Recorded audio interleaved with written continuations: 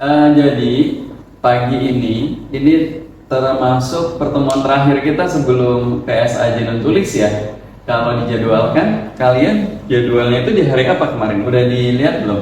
Biologinya hari apa? Coba dibuka jadwal dari Pak Doni udah ada kan ya? Hari Selasa ya? Jam pertama bukan? Sesi kedua. Oke, sesi kedua.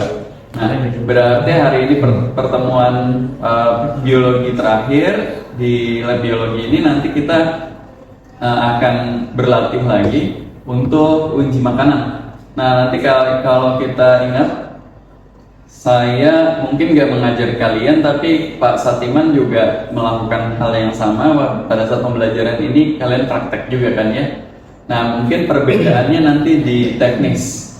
Jadi untuk uji makanan kita akan menguji 4 pengujian. Yang pertama adalah uji amilo, ya, kemudian uji protein, uji glukosa, dan yang terakhir adalah uji lemak. Nah, untuk uji amilum dan protein ini sama nih teknisnya. Jadi langkah kerjanya sama, uji amilum dan protein. Masih ingat nggak gimana?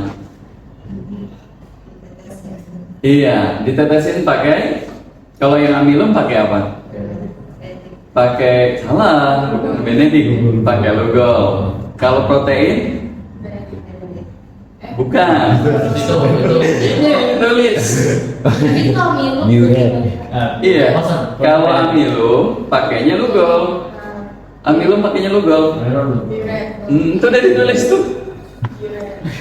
Ya, kalau protein pakainya Biuret. Nah, itu jangan sampai salah ya.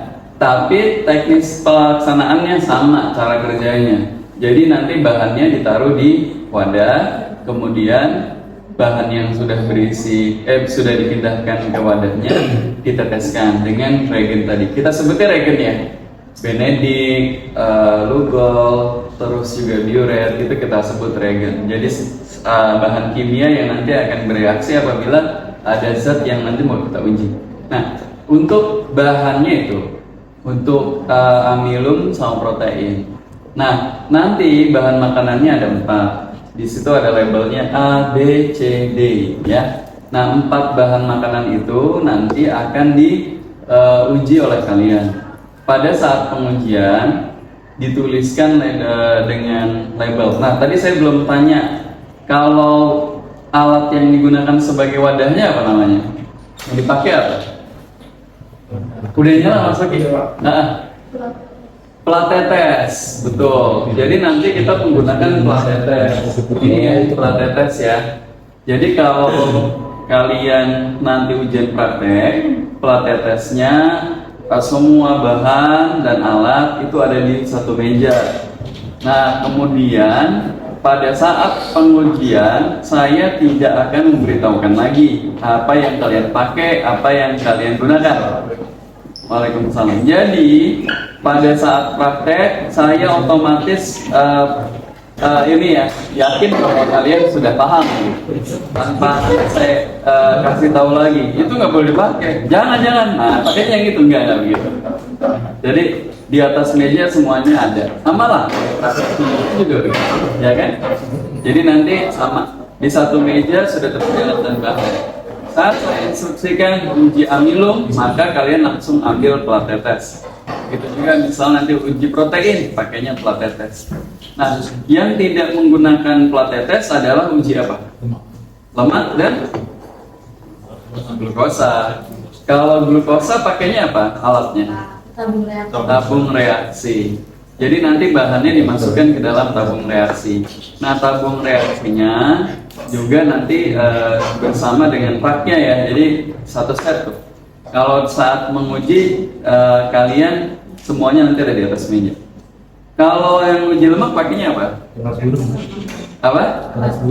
Kertas buram ya. Ini di sini ya. Nanti silakan diambil.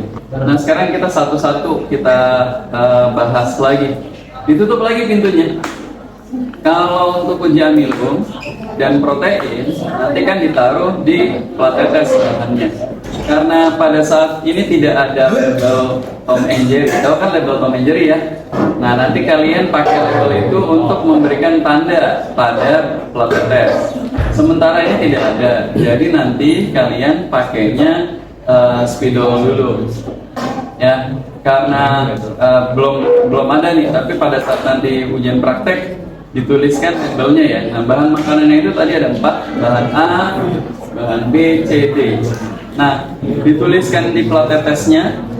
Jadi nanti pakai spidol aja dulu ya. A, B, C, D gitu. Nah, kalau sudah ditandai, berarti kalian nanti naruhnya di tiap lubang ini ya. Itu bahan makanannya sesuai dengan label.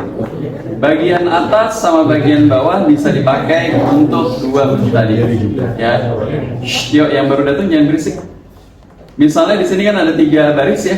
Nah, kalian bisa pakai 1 baris untuk uji amilum, 1 baris lagi misalnya untuk uji protein kayak gitu. Nanti supaya nggak tertukar, yang digunakan pada saat memberikan regennya. Jadi terus diberikan label. Jelas ya? Oke. Nah, untuk pada saat nanti uji glukosa yang kalian gunakan adalah pakai tabung reaksi tadi. Sama halnya dengan tabung reaksi juga diberikan label supaya nanti nggak salah ya.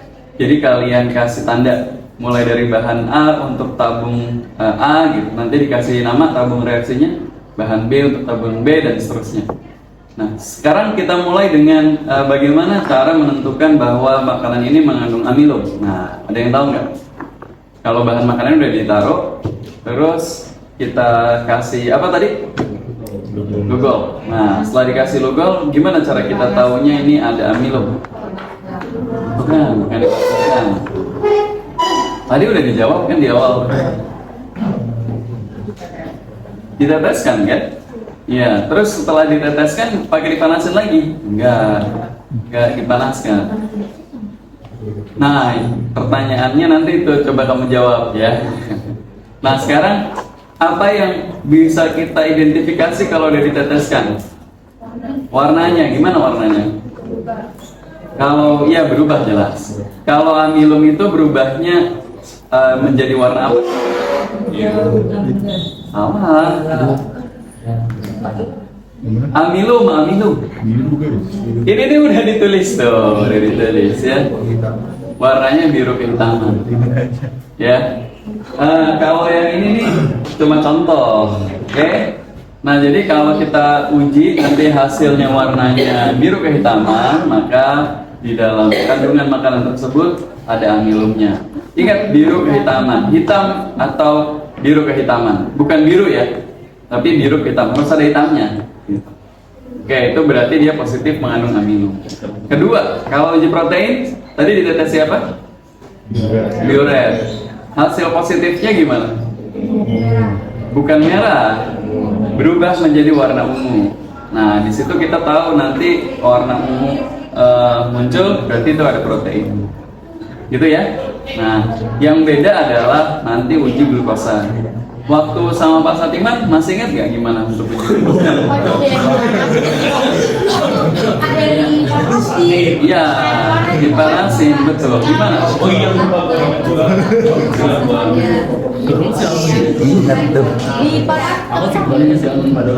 Oke, enggak, yang pertanyaan saya caranya gimana? Lalutin terus kita mau reaksi, dipanasin. Oh gitu ya? Aku inget gitu kan? Ya, oke. Ada lagi yang ingat?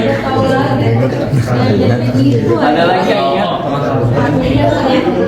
Oke, jadi bahan makanannya dikunyah dulu, kemudian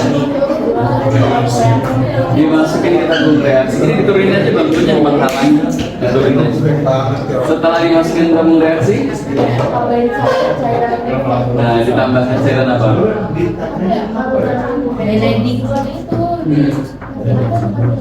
Ya betul, jadi harus dibuat jadi larutan kan. Nah, dikasih air, aquades mungkin ya. Nah, jadilah larutan. Nanti larutannya baru ditambahkan benedik, kemudian dipanaskan. Nah, nanti pada saat kita ujian praktek, kita nggak akan mengunyah dulu makanannya. Ya, nanti lama. Sehingga, kok berisik ya? Ini udah terlambat, berisik lagi. Ya, perhatiin.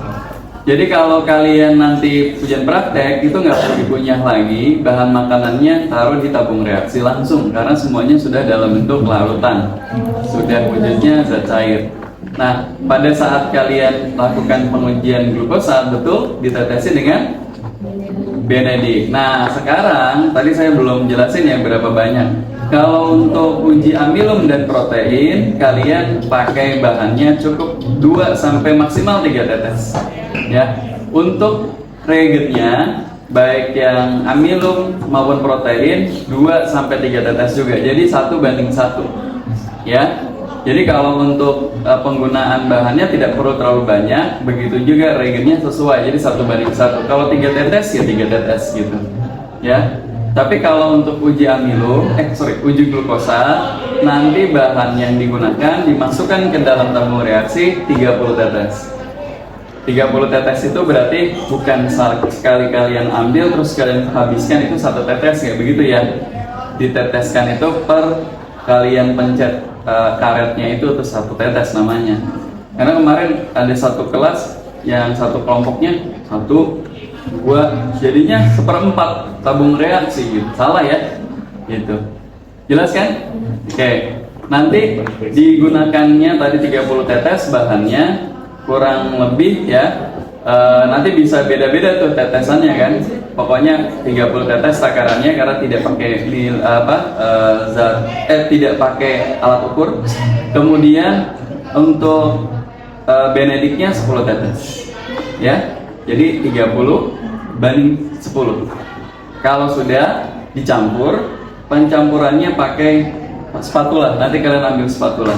Jadi 1 tabung reaksi yang sudah diisi dengan bahan dan juga benedik diaduk. Ya, kalau sudah diaduk, nanti spatulanya bisa digunakan lagi dengan catatan harus dilap dulu dengan tisu yang bersih supaya nanti nggak bercampur-campur bahan makanannya. Ya. Dan kalau sudah nanti dipanaskan. Jadi pemanasannya di sana. Nanti belum saya siapkan ya. Jadi nanti kita rebus. Sementara kalian pakai dulu untuk pengujian yang protein sama amilumnya dulu. Glukosanya nanti direbus. Sama seperti pada saat kita praktek enzim ya. Jadi tidak pakai bakar-bakar di atas meja. Nanti pada saat ujian praktek juga udah ada air rebusan yang bisa kalian gunakan untuk memanaskan. Jelas ya? Oke. Pada saat sudah mengalami proses pemanasan, apa yang berubah nanti warnanya? Ya, kalau uji glukosa gimana? Positifnya apa? Ya, sebenarnya hijau itu juga sudah ada indikasi dia ada gula ya. Kemudian ada glukosa. Kemudian jingga dan merah. Nah ini nih. Ya, nanti kalian catat aja. Terus kalau sudah bisa kalian masukkan ke dalam tabel. Tabelnya nanti dibuat yang rapi ya, pakai penggaris. Ini Bapak nggak pakai penggaris. Jadi bahan makanannya ada 4. Kemudian uji amilum mulai dari warna sebelumnya kemudian berubah jadi warna apa? Jelas ya? Kalau yang uji glukosa nanti kalian lihat warna sebelumnya itu tapi setelah dikasih benedik. Jadi sebelumnya itu maksudnya sebelum dipanaskan ya. Jadi sebelum dipanaskan warnanya apa? Kalau yang lainnya ya sebelum diteteskan berarti. Gitu ya. Jadi bagian yang paling penting dari uji glukosa adalah kalian harus campur dulu tadi supaya homogen. Setelah udah homogen dipanaskan. Nah, warna setelah dihomogenkan itu warnanya apa? Itu dijelaskan di sini. Jelas ya? Nah, misalnya hasil pengujiannya kayak gini misalnya. Kalau uji amilum warnanya jadi biru. Bahan makanannya. Kemudian uji protein jadi ungu. Misalnya gitu, sesuai dengan apa yang nanti kalian temukan. Uji glukosa warnanya jadi kuning. Uji lemak, tadi kita belum bahas uji lemak ya. Nah, kemudian nanti di hasil pengujian ini kalian tuliskan bahan A itu berarti mengandung apa, gitu ya. Kalau di sini yang positif yang mana? Protein. Sama lemak. Nah, nanti lemak belum kita bahasnya. Jadi nanti ditulis bahan A mengandung lemak dan protein. Itu hasil ujinya. Ya. Jadi berdasarkan hasil pengamatan kalian dituliskan di hasil pengujiannya. Jelas? Jelas. Nah, untuk uji lemak, karena nanti ada 4 bahan, jadi kalian ambil kertas buramnya, dibagi menjadi 4 bagian, nanti dikasih tanda juga. Saat kalian mengujinya, gimana caranya? Kertas buramnya dipakainya gimana? Taruh aja. Jadi gimana? Iya ditaruh. Terus? Ya, jadi dioleskan atau nanti pakai. Nah, ini kan ada spatula ya. Jadi nanti diteteskan di atas kertasnya, nggak usah banyak-banyak, 1 titik aja. Terus digoreskan. Gitu. Nah ya, kalau sudah, biarkan nanti dia kering dulu. Ya, silahkan nanti dicek lagi kalau sudah mulai kering. Nah, yang mengalami hasil positifnya itu gimana? Cara mengidentifikasinya? Iya, jadi nanti kertasnya transparan. Ya, oke. Nah, sekarang silahkan mulai diambil. Bahannya tetap ada di atas meja. Kalau ngambil bahannya tetap di sini bergantian. Ya. Setiap membawa tabung reaksi digunakan raknya supaya nggak pecah. Jelas ya? Yuk, silakan.